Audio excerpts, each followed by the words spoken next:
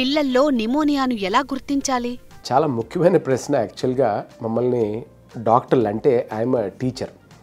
So నేను పాఠాలు చెప్పేటప్పుడు యూజువల్గా స్టూడెంట్స్ని అడుగుతూ ఉంటాను అనమాట ఈ క్వశ్చన్. ఎట్లాగా ఈజీగా వాళ్ళ యొక్క లక్షణాలు బట్టి ఎలాగ చేయాలన్నది. అయినా కూడా చాలా ముఖ్యంగా ఈ తల్లిదండ్రులు కూడా చాలా చాలా ముఖ్యం. యూజువల్గా వైరల్ ఇన్ఫెక్షన్స్ అయితే క్విక్గా ఉంటాయి. అంటే ఒకరోజు జ్వరం, దగ్గు, ఆయాసం విదిన్ 2-3 రోజుల్లో సీరియస్ అయిపోయే అవకాశం ఉంది. అంటే రావటం అటు పోవటం. వైరల్ ఇన్ఫెక్షన్స్ యూజువల్గా జలుబు ఉంటుంది, కొంచెం దగ్గు ఉంటుంది, జ్వరం 1-2 రోజుల్లో తగ్గిపోయే అవకాశాలు కూడా ఉన్నాయి. కొంతమందికి ఆ వైరల్ ఇన్ఫెక్షన్సే తీవ్రత, అంటే విదిన్ 2-3 డేసే తీవ్రంగా అయ్యే ప్రాబ్లం కూడా ఉంటుంది. రెండోది, వైరల్ ఇన్ఫెక్షన్స్ ఎప్పుడైతే ఆ జలుబు, ఆ దగ్గు, ఆ జ్వరం ఉందో ఆ టైంలో నీరసంగా ఉంటారు. కానీ మిగతా టైంలో అసలు వీడికి జ్వరం వచ్చిందా, అసలు దగ్గు ఉందా, వీళ్ళకి ఎంతో చలాకీగా పరిగెడుతూ ఆడుతూనే ఉంటారు. సో యూజువల్గా వైరల్ ఇన్ఫెక్షన్స్ అట్లా ఉంటాయి. అన్లెస్ కొన్ని డెడ్లీ వైరల్ ఇన్ఫెక్షన్స్ ఉంటాయి, అది వచ్చిన వెంటనే విదిన్ 1-2 డేస్ సివియర్ అయ్యే అవకాశం ఉంది.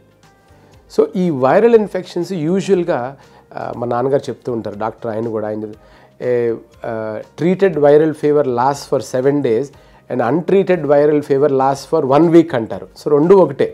ఎందుకంటే వైరల్ ఇన్ఫెక్షన్స్కి ఎటువంటి ట్రీట్మెంట్ చేయాల్సినటువంటి అవసరం లేదు. కానీ కాంప్లికేషన్స్ వస్తే దానికి కంపల్సరీగా ట్రీట్మెంట్ చేయాల్సిన అవసరం ఉంది. మెయిన్గా వైరల్ ఇన్ఫెక్షన్ ఉన్నప్పుడు మనం ముఖ్యంగా మనం మనసులో పెట్టుకోవాల్సింది ఏంటంటే వాళ్ళ హైడ్రేషన్ బాగుండాలి. వాళ్ళకి ఇబ్బంది కలిగే సిమ్టమ్స్ని, అంటే ముక్కు బ్లాక్ ఉంటే ముక్కు బ్లాక్ తొలగించేటట్టు చూసుకోవాలి.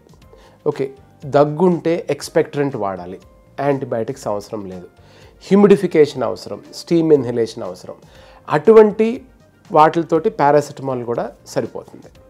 కానీ ఎప్పుడైతే ఒక్కొక్కసారి వైరల్ ఇన్ఫెక్షన్స్ 2-3 రోజులు దాటినాయో సెకండరీ బ్యాక్టీరియల్ ఇన్ఫెక్షన్స్ వస్తాయి. అప్పుడు లక్షణాలు డిఫరెంట్గా ఉంటాయి. సో సెకండరీ బ్యాక్టీరియల్ ఇన్ఫెక్షన్ ఒక్కసారి సెటిన్ అయితే, లేకపోతే బ్యాక్టీరియల్ న్యూమోనియాస్ ఉంటే వాటి వ్యాధి లక్షణాలు ఒక్కసారి ఆ ఫీవర్ తగ్గినా కూడా ఎంతో కొంత డల్గా ఉంటారు, ఎంతో కొంత ఇన్యాక్టివ్గా ఉంటారు. ఆ యొక్క ఫీవర్ హై గ్రేడ్ ఫీవర్స్ ఉంటాయి. అదర్ బాడీ సిమ్టమ్స్ అంటే fever, headache, body pains, vomiting and కడుపులో నొప్పి, ఈ సిమ్టమ్స్తో పాటు మనం ఇవి వ్యాధి లక్షణాలు బట్టి గుర్తిస్తాం మనం. రెండోది క్లినికల్ ఫీచర్స్. ఎగ్జామినేషన్ మేము పరీక్ష చేసినప్పుడు వైరల్ ఫీవర్ యొక్క వైరల్ న్యూమోనియా లక్షణాలు కొన్ని వేరుగా ఉంటాయి, బ్యాక్టీరియల్ న్యూమోనియా లక్షణాలు కొన్ని వేరుగా ఉంటాయి. అది వాళ్ళ ఎక్స్రే తీసినప్పుడు కూడా ఎక్స్రేలో ఉన్న లక్షణాలు బట్టి కూడా గుర్తించవచ్చు. రెండు, ఈ వ్యాధి లక్షణాలు, వాటి యొక్క ఎగ్జామినేషన్ ఫైండింగ్స్. ఇక మూడోది వస్తే వాళ్ళకి చేసేటువంటి టెస్ట్లు. సో వాళ్ళకి ఎక్స్రే చూసినప్పుడు ఎంతో కొంత వ్యత్యాసం చూడొచ్చు. మనం కల్చర్స్ పంపిస్తూ ఉంటాం, స్ప్యూటమ్ కల్చర్ కానీ, నేజోఫెరింజియల్ స్వాబ్ కానీ, లేకపోతే ఆ కఫం తీసి ఆ కఫంని మనం పరీక్షకు పంపిస్తూ ఉంటాం, బ్లడ్ టెస్ట్ చేస్తూ ఉంటాం. ఫర్ ఎగ్జాంపుల్ బ్లడ్ టెస్ట్ ఉందనుకోండి, టోటల్ కౌంట్స్ పెద్ద పెరగవు, ఇన్ఫ్యాక్ట్ తెల్ల కణాలు కొంచెం తగ్గుతాయి. కానీ బ్యాక్టీరియల్ ఇన్ఫెక్షన్స్ అట్లా కాదు. బ్యాక్టీరియల్ ఇన్ఫెక్షన్స్కి తెల్ల కణాలు బాగా పెరుగుతాయి, ఒక్కోసారి ప్లేట్లెట్స్ తగ్గుతాయి. సో ఆ వ్యాధి లక్షణాలు కూడా ఆ విధంగా మనం గుర్తించవచ్చు.